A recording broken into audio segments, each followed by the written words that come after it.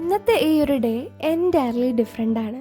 ഞങ്ങളുടെ ഈ ഒരു ഡേ സ്റ്റാർട്ട് ചെയ്യുന്നത് തന്നെ ഈ ഒരു ഫോറസ്റ്റ് ഏരിയയിൽ വെച്ചിട്ടാണ്.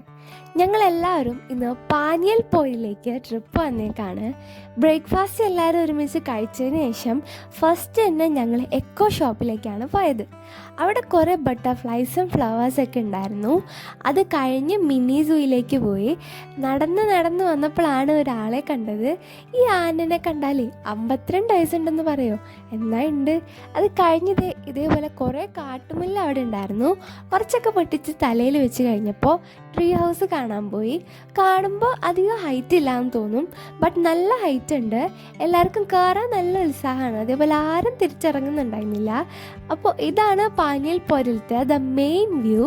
ഞങ്ങൾ അവിടെ എത്തിയപ്പോഴേക്കും തന്നെ നല്ല മഴ പെയ്തുകൊണ്ട് അടിപൊളിയായിരുന്നു.